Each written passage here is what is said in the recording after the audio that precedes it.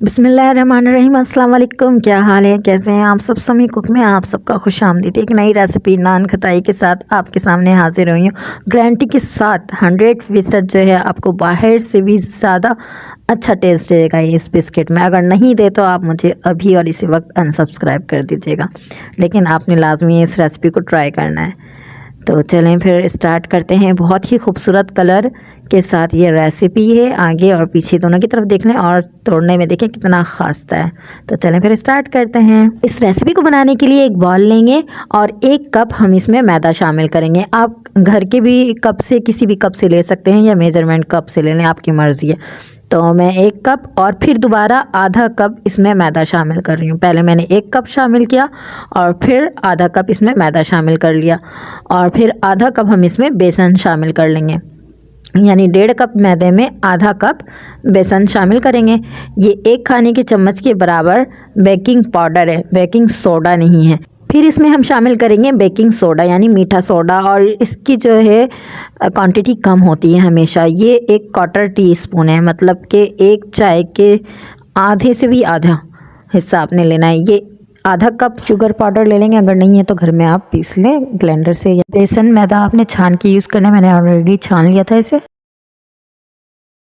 घी की तरफ आ जाते हैं। ये घी देख लें, ये घी नॉर्मल कोई से भी आप घी ले सकते हैं। इसे पहले पका लें, मतलब चूल्हे में बहुत ज़्यादा पकाना नहीं है, इसे मेल्ट कर लें और फिर इसे ठंडा कर लें या फ्रिज में रख करके बस इस तरह से ये हल्का सा जम जाए तो फिर इसकी मदद से जो है हमें इन मैदों को गूंद लेना है।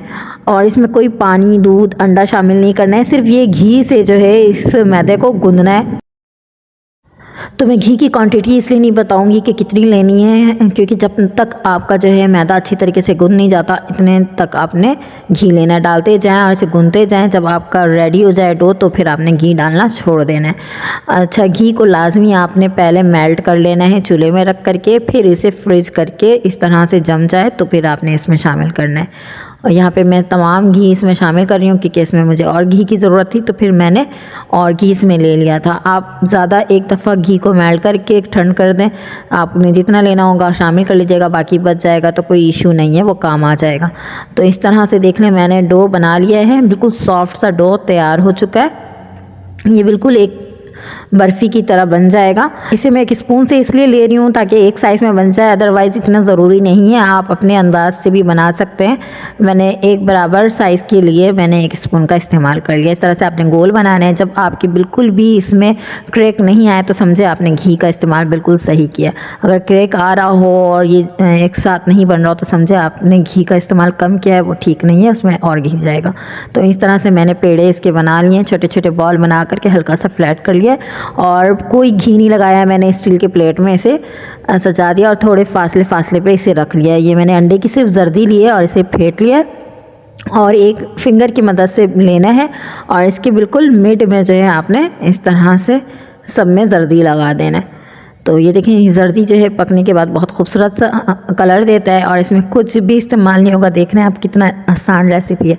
चूल्हे को मैंने पहले से ही गर्म कर लिया है, कुकर को, और मैंने कुकर इसलिए रखा है ताकि ईज़िली जो है इसमें बन जाता। आप पतीली में भी बना सकते हैं फुल ढक करके। मैंने नीचे स्टैंड रखा है, इसके ऊपर से प्लेट रख दिया और फिर इसे कवर कर देंगे।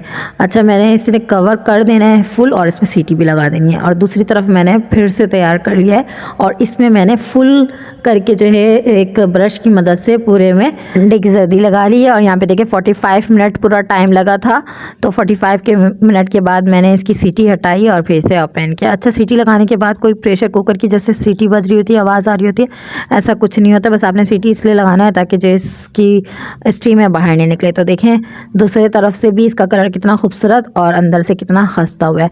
अच्छा, एक बात बता दूँ, जब आप निकालें ना इसे एक प्लेट से, जब ये बेक हो जाता है तो उसको फ़ौरन बाद जो है आपने अलहदा नहीं करना है, क्योंकि ये जो है थोड़ा रेस्ट मांगता है। जब ये ठंडा हो जाए तो फिर आपने इसे निकालना है।